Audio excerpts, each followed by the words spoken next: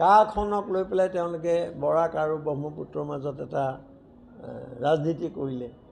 তাৰ বাহিৰে একো নাই। এতিয়া কা টিপা মানে কি, হয় জেলত যোৱা, নহয় বাংলাদেশলৈ যোৱা, এনেকুৱা এটা পৰিস্থিতি আহি গ'ল। এই কথাবোৰ মিডিয়াই ৰাইজক হয়তো বুজাবলগীয়া কথা, চৰ্চা হ'বলগীয়া কথা। সেইটো হৈছেনে নাই মই নাজানো, কিন্তু মই যিটো কথা ক'ব খুজিছোঁ যে মুছলমানৰ এই সংকটৰ সময়ত, অপমান কৰাৰ সময়ত বদৰুদ্দিন আজমল তেওঁৰ নাম ল'বই লাগিব, যিজন মানুহে এওঁলোকৰ স্বাৰ্থত দল গঠন কৰা বুলি কৈছিলে এদিন। তেওঁ সম্পূৰ্ণ এতিয়া বিজেপিৰ বিটিম। তেওঁ একেবাৰে এতিয়া পোনপটীয়াকৈ তেওঁ মানে বিজেপিৰ কাৰণে কাম কৰি আছে তেওঁ দলে।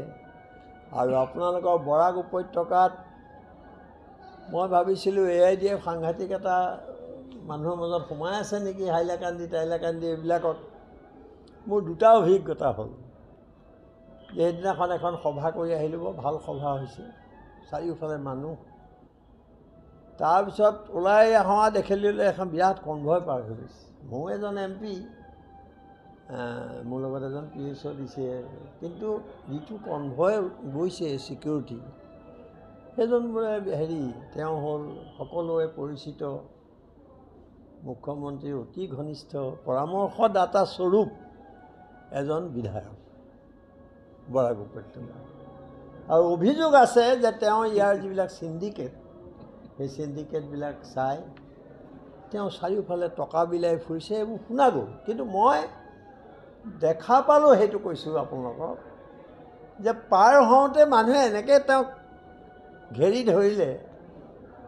মই এইটো ক'ব খুজিছোঁ, আমি এইটো এনকাৰেজ কৰা নাই বা প্ৰাৰ্থীগৰাকীয়ে বহুত চেষ্টা কৰি মানুহবিলাকক শান্ত কৰিলে, কিন্তু মই এইটো ক'ব খুজিছোঁ যে মানুহৰ ক্ষোভ, খং, তেওঁলোকৰ প্ৰতি ঘৃণা, সেইটো প্ৰকাশ হৈছে তাত।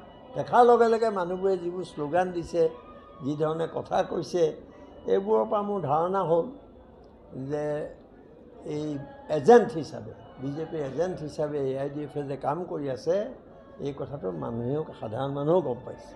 মই এটা উদাহৰণ দিওঁ। কালি মই এজন গাঁৱৰ মানুহক সুধিছিলোঁ যে আপুনিতো AIDFকে ভোট দিব?